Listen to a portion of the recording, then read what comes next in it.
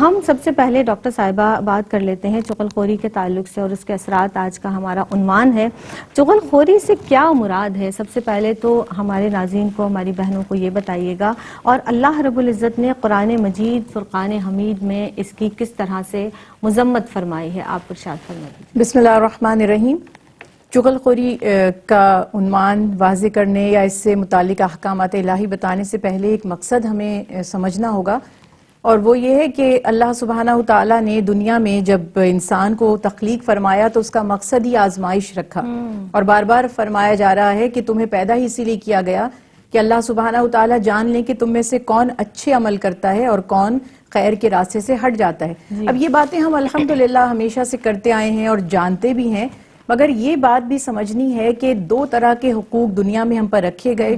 ایک اللہ کے حقوق جنہیں ہم عبادات یعنی نماز، روزہ، زکوٰۃ، حج اور تسبیحات وغیرہ، صدقہ، خیرات، جو اللہ کی رضا کے لیے جو بھی نیکی کرتے ہیں اس سے ہم ریلیٹ کرتے ہیں. اور دوسرا حصہ ہے اس کا حقوق العباد. صحیح. ظاہر ہے کہ ایک انسان دنیا میں تنہا تو نہیں ہے، اس کے رشتے ناتے بھی ہیں، دوست احباب بھی ہیں، اس کے آس پاس لوگ بھی ہیں اطراف میں، کہیں وہ ملازم ہے، کہیں کوئی وہ کسی کا سربراہ ہے. تو جس انسان سے بھی پوری زندگی ہمارا واسطہ پڑے گا، ہر شخص کا حق قرآن پاک نے درجہ بدرجہ متعین کر دیا. اب ایسڈ دین کا یہ ہے کہ حقوق اللہ یعنی عبادات کی کمی یا کوتاہی اگر ہم سے ہو جاتی ہے تو وہ توبہ استغفار سے، اللہ کی رضا سے، اللہ کے معاف کر دینے سے معاف ہو جاتی ہے. اللہ سبحانہ تعالیٰ چاہیں تو اپنا حق جس کے لیے چاہیں معاف فرما دے.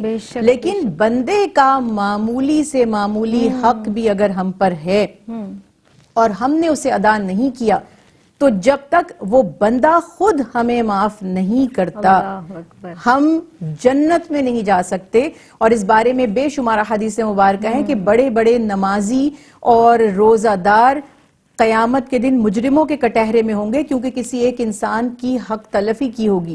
اب ان حقوق جن کو ہم حقوق سمجھتے ہیں ان میں تعلیمات مصطفیٰ صلی اللہ علیہ وسلم سب سے واضح یہ ہے کہ ایک مسلمان کی جان، اس کا مال اور اس کی عزت حرام ہے. یعنی دوسرے مسلمان پر حرام ہے کہ نہ وہ اس کی جان لے سکتا ہے، نہ وہ اس کے مال پر قابض ہو سکتا ہے اس کی اجازت کے بغیر، اور نہ اس کی توہین کر سکتا ہے. یہ جو تیسرا حق ہے کہ ہم اس کی آبرو بھی حرام ہے، اس کی بھی حرمت ہے. اس سے ریلیٹڈ ہماری گوسپس، ہماری بیک بائٹنگ، غیبتیں، اس کا نام خراب کرنا، اس کی عزت کی دھجیاں اڑانا، یہ تمام فیکٹرز اس میں شامل ہو جاتے ہیں، اور چغل خوری ان میں سے ایک ہے. اب چغل خوری کے لیے ایک لفظ استعمال کیا جاتا ہے نمیمہ، اور نمام کہا گیا ہے اس شخص کو جو چغل خوری کرتا ہے.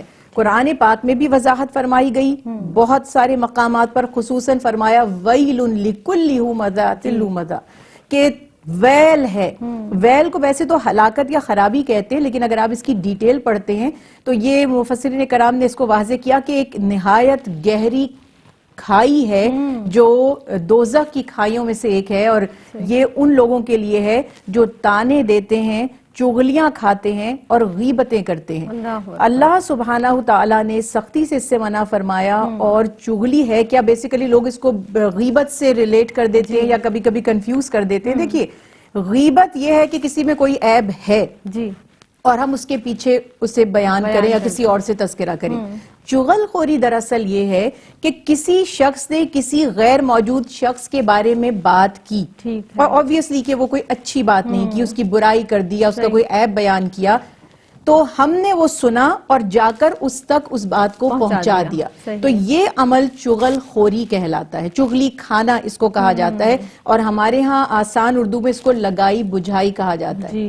کہ کسی کے بارے میں کوئی نیگیٹو ریمارک سنے، کوئی کامنٹ سنے، اس کی کوئی برائی سنی، فوری طور پر جا کر اس کو بتایا کہ فلاں تو آپ کے بارے میں یہ بات کہہ رہا تھا، فلاں تو آپ کے بارے میں یہ پلاننگ کر رہا تھا، یہ اس کے نظریات ہیں، یہ اس کے خیالات ہیں. تو یہ سب سے زیادہ اہم بات یہاں پر ہے کہ قرآن پاک میں ایسے لوگوں کے لیے وعید کی خبر سنائی گئی ہے. اور اللہ سبحانہ تعالیٰ نے ولید بن مغیرہ ایک مشرک تھا، اس کے بہت سے عیب بیان کیے، ان میں سے یہ سب سے اہم بات تھی، اور اس کو کہا گیا کہ وہ بد نسل ہے، بے نسل ہے، یعنی اس کا کوئی نسب نہیں ہے جو لوگوں کو لڑوانے کے لیے چغلیاں لیے پھرتا ہے، ایک سے بات سنتا ہے اور دوسرے کو جا کے پہنچاتا ہے تاکہ ان کے درمیان وہ فرق پیدا کر اور سکے۔ آپ یہ دیکھیے کہ یہ جو ایک بات ہے، اگر آپ نے کسی سے سنی اور کسی کو جا کر بیان کر دی، اس کے جو اثرات ہیں کس قدر خطرناک مرتب ہو جاتے ہیں، خاندانوں میں فساد پیدا ہو جاتا ہے، بگاڑ پیدا ہو جاتا ہے۔ اب کتاب ہدایت سے ہم نے ہدایت حاصل کی الحمدللہ،